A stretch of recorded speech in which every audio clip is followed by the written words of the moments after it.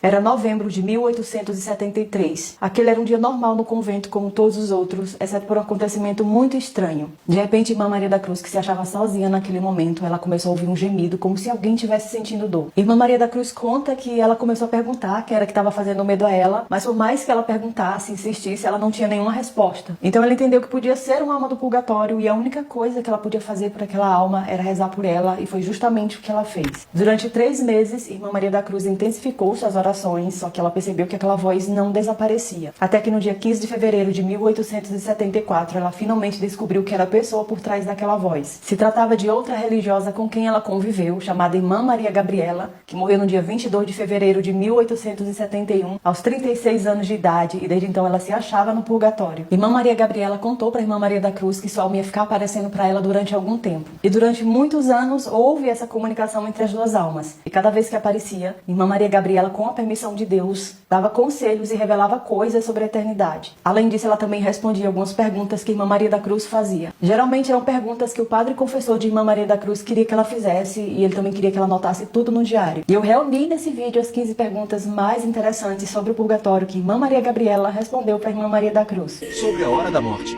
Eu não tive agonia, como bem sabeis, mas eu posso vos dizer que no último momento decisivo, o demônio emprega toda a sua raiva em torno dos agonizantes.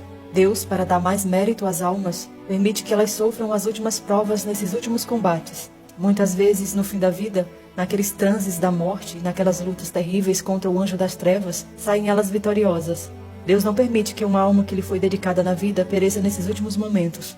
As pessoas que amaram a Santíssima Virgem e a invocaram toda a vida, recebem dela muitas graças nessas últimas lutas. Acontece o mesmo para as almas que foram devotas de São José e de São Miguel, ou de algum santo. Nessa hora, então, é que a gente é muito feliz de ter um intercessor junto de Deus nesse momento penoso. Há almas que morrem tranquilas, sem nada experimentarem do que acabo de vos dizer. Deus tem seus desígnios em tudo. Faz ou permite tudo para o bem particular de cada um. A alma, ao deixar o corpo, se encontra toda tomada, toda investida de Deus. Ela se encontra numa tal claridade que no instante percebe toda a sua vida e o que ela mereceu. É em meio dessa visão clara que se pronuncia sua sentença. Se é uma alma culpada e por conseguinte merece o purgatório como eu, ela fica de tal maneira esmagada sob o peso das suas faltas que ficam para apagar, que ela por si mesma se atira no purgatório. É só então que a gente compreende bem o bom Deus. Que desgraça é o pecado aos olhos da majestade divina. Sobre a morte repentina. Estas espécies de morte, às vezes são justiça e outras misericórdia de Deus. Quando uma alma tem um temor de Deus, e Deus sabe que ela está preparada para comparecer diante dele, para lhe poupar os horrores da angústia que poderia ter nos últimos momentos, Deus a tira deste mundo com uma morte repentina. Às vezes também Deus toma essas almas por justiça. Não ficam de todo perdidas, mas sem os últimos sacramentos, ou recebendo-os às pressas, sem estarem preparadas para a última viagem. Seu purgatório é bem mais doloroso e se prolonga muito. Outros encheram a medida de seus crimes, abafaram a voz de todas as graças divinas, e Deus as tira da terra a fim de que não hesitem mais a vingança divina. Sobre quem vai direto pro céu. Para esta alma, a união começada com Jesus na terra continua no céu após a morte. Eis o céu, mas a união do céu é muito mais íntima do que a da terra. Poucas pessoas amam a Deus como Ele o quer. Elas se procuram a si mesmas, julgando procurar a Deus, e sonham com uma santidade que não é verdadeira.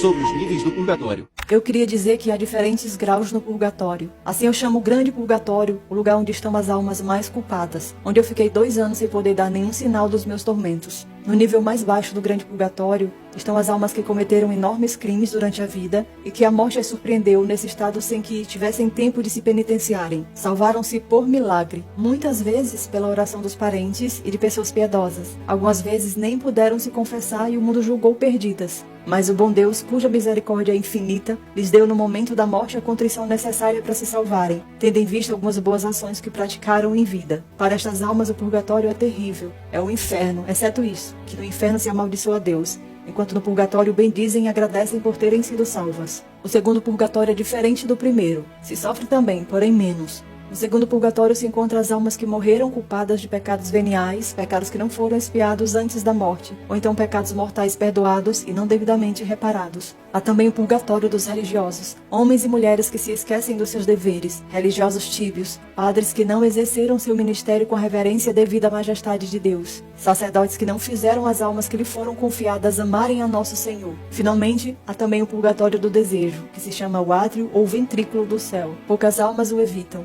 Para evitá-lo é necessário desejar ardentemente o céu. E é raro isso, porque muitas pessoas, mesmo muito piedosas, têm medo de Deus e não desejaram bastante o céu com ardor.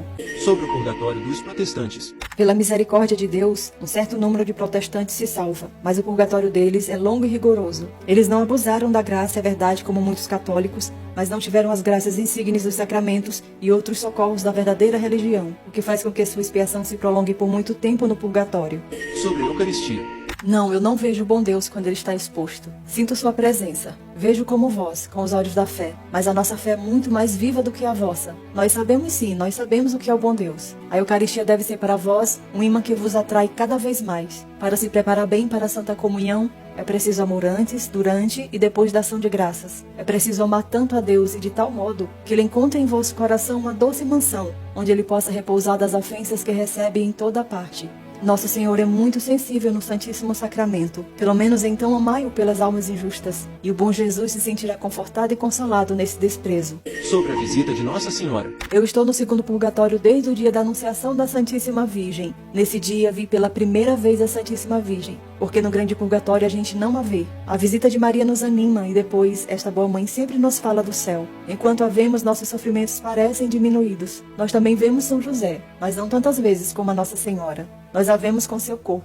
Ela vem ao purgatório nas suas festas e volta para o céu com muitas almas. Sobre as indulgências. No purgatório, nós não recebemos as indulgências que nos são aplicadas, senão a maneira de sufrágio e como Deus o permite. É verdade que não temos mais apego ao pecado, porém nós não estamos sob o reino da misericórdia, e sim sob o império da justiça. E dessa justiça recebemos o que Deus quer que nos seja aplicado. Sobre quem é Deus.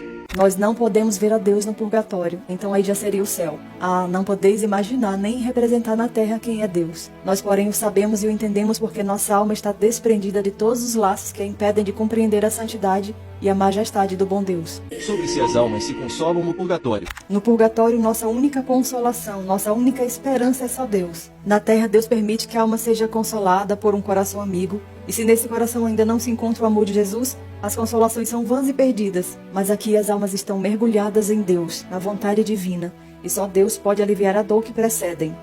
Sobre o maior sofrimento no purgatório. Sim, eu sofro, mas o meu maior tormento é não ver a Deus. É um martírio contínuo que me faz sofrer mais do que o fogo. Ninguém pode imaginar o que é o sofrimento do purgatório. Ninguém pensa mais nisto nesse mundo. As comunidades religiosas também se esquecem. Sobre o fogo. Sentis calor? Ah, se soubesses o calor do purgatório comparado ao vosso. Uma pequenina oração nos faz tanto bem. Ela nos refrigera como um copo de água fria dada a uma pessoa que tem muita sede. O fogo do purgatório é como o fogo da terra, com a diferença de que o fogo do purgatório é uma purificação da justiça divina, e o da terra é bem doce comparado com o do purgatório. Sobre São Miguel Arcanjo. Nós vemos São Miguel como se veem os anjos. Eles não têm corpo. São Miguel vem ao purgatório buscar todas as almas que já estão purificadas, porque é ele quem as conduz ao céu. O anjo da guarda também vem nos visitar, mas São Miguel é muito mais belo. Sobre o conhecimento das almas das coisas da terra. Eu não conheço as coisas que se passam na terra, senão enquanto Deus o quer, e meu conhecimento é muito restrito. Não sei o que se passa nas almas das pessoas da terra, à exceção da vossa. Isso porque Deus o permitiu para a vossa santificação. O que vos digo algumas vezes de pessoas particulares, Deus me fez conhecer naquele momento, mas fora disto não sei mais de coisa alguma. Certas almas possuem conhecimento mais extenso. Tudo é proporcionado ao mérito. Últimos conselhos para salvar a alma. Ficai bem unida a Jesus. Antes de qualquer ação, consultai-o. Sempre de coração a coração, como a um amigo que se tem sempre perto. Durante o dia, várias vezes, deixai-vos penetrar bem da presença de Deus. Recolhei-vos diante da sua divina majestade. Reconhecei vossa miséria, mas também a sua infinita bondade. Agradecei-lhe afetuosamente.